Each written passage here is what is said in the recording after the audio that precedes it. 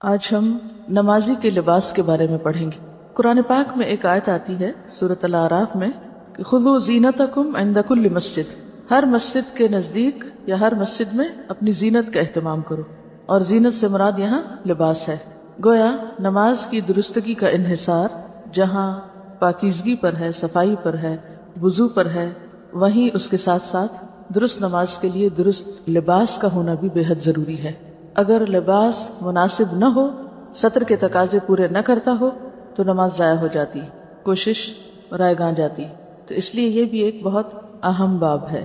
اب یہاں پر چونکہ مرد اور عورت کا فرق بھی ہے، اس لیے کچھ چیزیں اس حوالے سے آپ کے سامنے آئیں گی، اور اسی طرح کچھ احادیث ایسی بھی آپ پڑھیں گے جن میں منیمم لباس کا ذکر ہوگا کہ جس میں ایک شخص کی نماز ہو سکتی ہے۔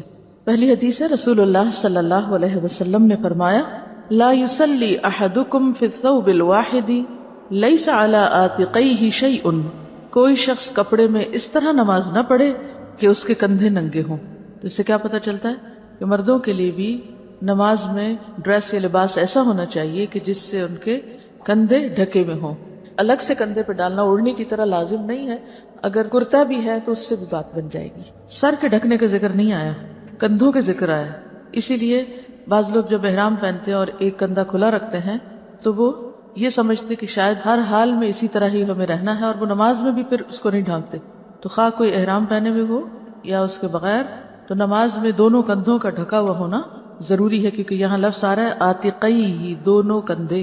جہاں تک سر کا تعلق ہے تو سر ڈھانکنا مستحب ہے، پسندیدہ ہے، لیکن اگر کوئی مرد سر نہ ڈھانکے اور نماز پڑھ لے تو ایسا نہیں کہ وہ کوئی غلط کام کر رہا ہے یا اس کی نماز ہوگی نہیں، نماز ہو جاتی۔ سر کا ڈھانکنا شرائط میں سے نہیں ہے۔ حضرت عمر بن ابی سلمہ بیان کرتے ہیں کہ میں نے رسول اللہ صلی اللہ علیہ وسلم کو حضرت ام سلمہ رضی اللہ عنہا کے گھر میں ایک ہی کپڑے میں لپٹے ہوئے نماز پڑھتے دیکھا۔ عمر بن ابی سلمہ کون ہیں؟ آپ کے کیا لگتے ہیں؟ ربیب ہیں، حضرت ام سلمہ کے بیٹے ہیں، جو پچھلے شوہر یعنی ابو سلمہ سے تھے۔ تو وہ اپنی والدہ کے گھر حضور صلی اللہ علیہ وسلم کو، جو اس وقت آپ کی اہلیہ تھی، نماز پڑھتے ہوئے دیکھتے ہیں کہ ایک ہی کپڑا ہے اوپر سے نیچے تک، کہ آپ نے اس کی دونوں طرفیں اپنے کندھوں پر رکھی ہوئی تھی۔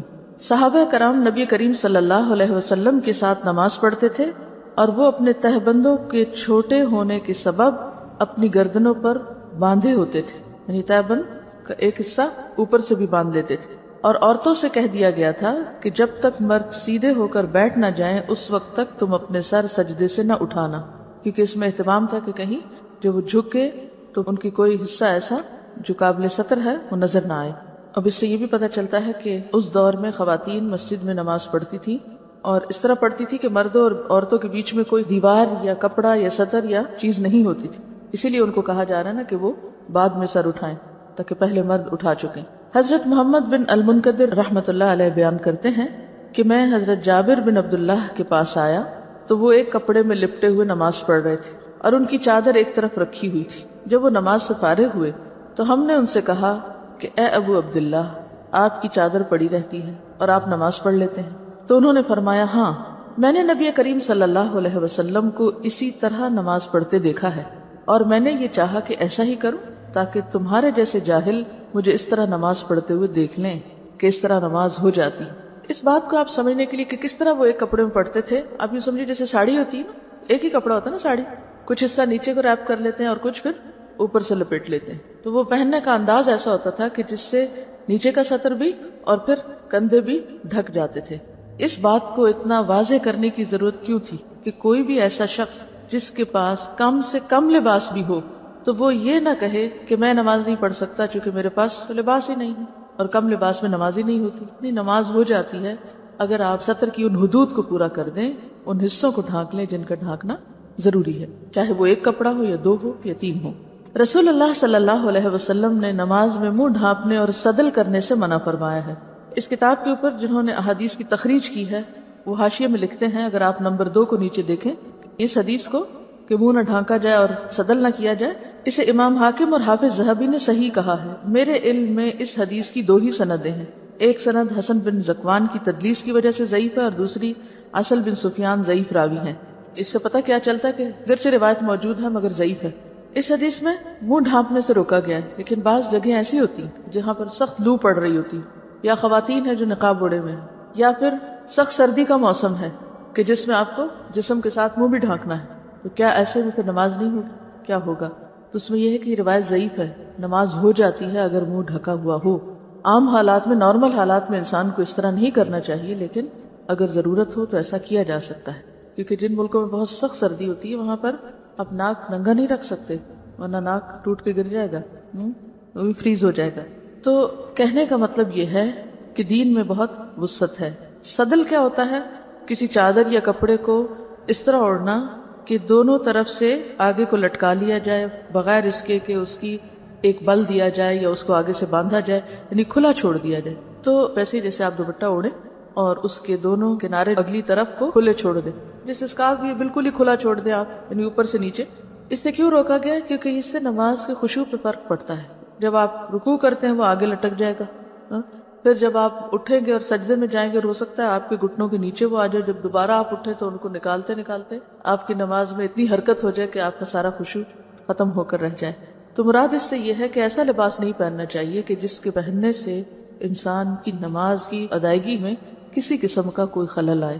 رسول اللہ صلی اللہ علیہ وسلم کے ساتھ عورتیں نماز فجر ادا کرتی تو وہ اپنی چادروں میں لپٹی ہوئی ہوا کرتی تھی۔ اس سے پتہ چلتا ہے کہ عورت کو چادر میں لپٹ کر نماز پڑھنا چاہیے۔ رسول اللہ صلی اللہ علیہ وسلم نے فرمایا، بالغہ عورت کی نماز اوڑھنے کے بغیر نہیں ہوتی۔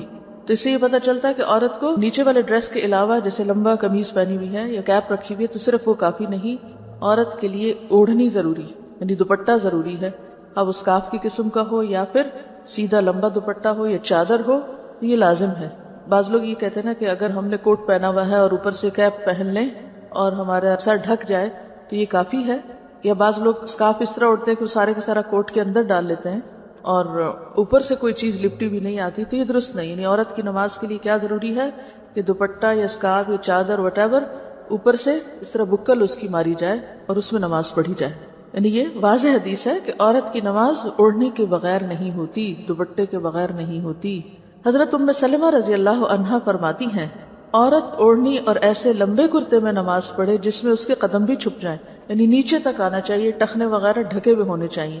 اگر آگے کے پنجے تھوڑے بہت کھل بھی جائیں تو کوئی بات نہیں، جس طرح ہاتھ ہے، لیکن پیچھے سے ایڑیوں تک کپڑا ہونا چاہیے۔ بعض خواتین نماز پڑھتی ہیں اور تنگ پائچوں کی شلوار پہن لیتی ہے، جب رکوع میں جاتی ہے تو وہ اتنے اونچے چڑھ جاتے ہیں کہ بعض اوقات پنڈلیاں بھی دکھائی دینے لگتی ہیں، تو اس سے نماز درست نہیں ہوتی۔ یعنی ایسا کپڑا پہننا چاہیے کہ جو پاؤں تک جائے۔ جب آپ نماز کے لیے کھڑے ہو نا تو اپنے آپ کو اتنا سنبھال کے اتنے کمپوزڈ ہو کہ آپ پھر اپنے لباس اور اپنی ذات کی طرف سے بے فکر ہوں۔ جب ہم نے کپڑا صحیح سنبھالا نہیں ہوتا تو کیا ہوتا ہے؟ رکوع میں گئے چادر شریف نیچے، اٹھے اوپر کی، سجدے میں گئے پھر دھڑام سے نیچے، پھر لپیٹے، سارا وقت کھیل میں گزر جاتا ہے۔ موٹی موٹی ہم نے اون کی پشمینے کی چادریں اڑی بھی ہوتی ہیں، بھاری بھرکم، وہ ہر سجدے رکوع کے ساتھ نیچے، ہر حرکت کے ساتھ اوپر سے اتر جاتی ہیں۔ یا ایسے سلکی دوپٹے ہوتے ہیں کہ سارا وقت انہی کے لپیٹ میں گزر جاتا ہے۔ پھر اوڑھنی بھی ایسی نہ ہو، یعنی اتنا چھوٹا سا اسکارف کہ جو بمشکل آپ کی گردن اور کان ڈھانکے، اور بعض لوگوں کی تو گردن بھی نہیں ڈھانکتا اسکارف، یعنی اس طرح اسکارف اوڑا ہوا ہوتا ہے کہ پورا سینہ کھلا ہوتا ہے۔ حالانکہ قرآن پاک میں واضح طور پر کیا ہے، وَلْيَضْرِبْنَ بِخُمُرِهِنَّ عَلَى جُيُوبِهِنَّ، کہ وہ اپنے خمار یا اپنے جو دوپٹے ہیں وہ اپنے سینے پہ ڈالیں۔ تو نماز میں جو دوپٹہ آپ ڈالیں گے اس سے آپ کا سینہ ڈھکا ہوا ہونا چاہیے، اور اسی طرح گردن، کان، یہ تمام چیزیں، لیکن ماتھا نہیں ڈھکا ہوا ہونا چاہیے کیونکہ سجدے کی جگہ خالی ہونی چاہیے۔ اگر ایک ماں بچے کو لے کے نکلتی ہے تو اس کا اتنا بھاری بیگ لے کے نکلتی ہے، ساتھ اس میں دودھ بھی، اس میں نیپیاں بھی، اس میں یہ بھی ہے اور وہ بھی ہے۔ تو اگر ہم کہیں سفر کو نکل رہے ہیں یا کسی فنکشن میں جا رہے ہیں اور بڑی مجبوری ہے کہ ہم بہت ہی بھاری بھرکم لباس میں ڈریس اپ ہوں، جو کہ ہے مجبوری، نے ہم نے خود ہی بنا لی اپنے لیے کیونکہ سب کچھ ہم نے خود ہی تجویز کیا ہوا ہے، تو پھر کم از کم اگر ہمیں پتہ نماز کا وقت آنے والا ہے تو ایک دوپٹہ لپیٹ کے اپنے بیگ میں ڈال لیں، یا ایک ایسی چیز کہ جس سے آپ اپنی نماز تو سکون سے پڑھیں۔ ویسے تو اگر آپ پوری طرح ڈریس اپ ہیں، حجاب میں ہیں، تو پھر میرا خیال ہے کہ نماز کے وقت میں بھی مشکل نہیں ہوتی۔ تو نماز کے لیے ایسے دوپٹے بنائیں یا ایسا لباس بنائیں کہ جس میں آپ کو لباس کی طرف سے بے فکری ہو جائے، بس ایک دفعہ پہنا، باندھا، خلاص، اب آپ پورے کے پورے نماز کی طرف۔ چاہیے تو یہ تھا کہ میں اس وقت آپ کو صرف ایک فقہی مسئلہ بتا کے نکل جاتی، لیکن اس سب کو میں نے خشوع سے کیوں ریلیٹ کیا ہے؟ کیونکہ بہت سے لوگ جب ان کو نماز میں لباس کی بات بتاتے ہیں تو فوراً اس پہ آ جاتے ہیں اتنی بھی کیا سختی، اتنی بھی کیا پابندی، اتنی بھی کیا مجبوری، یہ عام باتیں ہوتی. نبی صلی اللہ علیہ وسلم نے فرمایا اپنی ران کھولو، نہ کسی زندہ یا مردہ کی ران دیکھو، یعنی نہ تو خود ننگے ہو اور نہ کسی اور ننگے شخص کو دیکھو. یعنی اس میں پہلے نہ نہیں لگا ہوا، لیکن اس طرح کا جملہ جب لکھا جاتا ہے تو وہ بعد کا نہ پہلے پر بھی اثر انداز ہوتا ہے. مراد اس سے کیا ہے؟ یعنی نہ خود دوسروں کے سامنے ننگے ہو اور نہ ہی کسی اور ننگے کو، خواہ وہ زندہ ہو یا مردہ، اسے بھی نہ دیکھو. تو اس سے کیا پتا چلتا ہے کہ اگر آپ کسی مردہ کو بھی غسل دے رہے ہیں تو بالکل اس کو بے لباس کر کے غسل نہیں دیں گے، بلکہ اس کے اوپر ایک چادر ڈال کر اس کے نیچے سے اس کو واش کریں گے.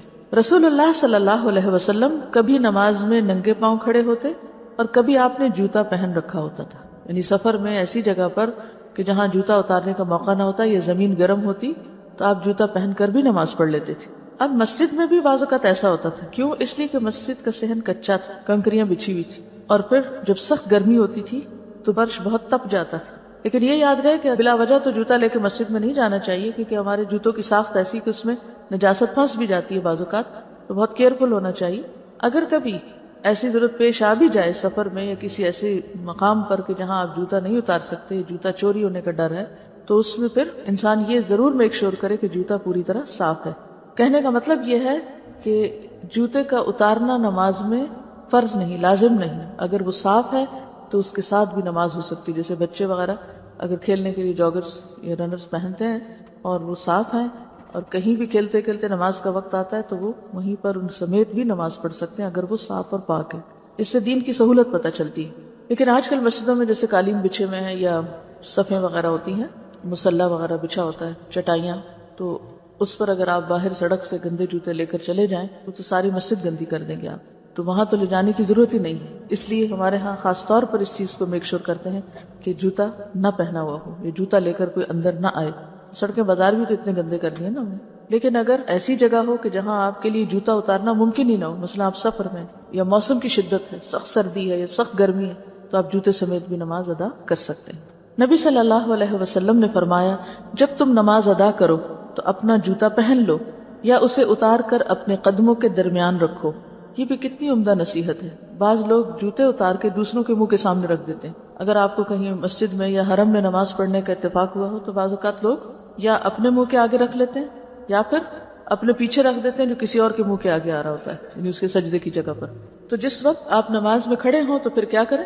جوتے پہ جوتا رکھ کے اس کو لپیٹ کے دو پاؤں کے بیچ میں رکھ لیں. یعنی کتنی اچھی تہذیب ہے جو آپ صلی اللہ علیہ وسلم نے سکھائی کہ اس میں نہ خود کو تکلیف ہوگی اور نہ ہی کسی اور کو. پھر اس کے بعد ایک اور روایت میں ہے آپ نے فرمایا یہودیوں کی مخالفت کرو، وہ جوتے اور موزے پہن کر نماز ادا نہیں کرتے. یعنی ان کے ہاں سختی ہے اس بات کی کہ نہ وہ موزے پہن کے نماز پڑھتے ہیں اور نہ ہی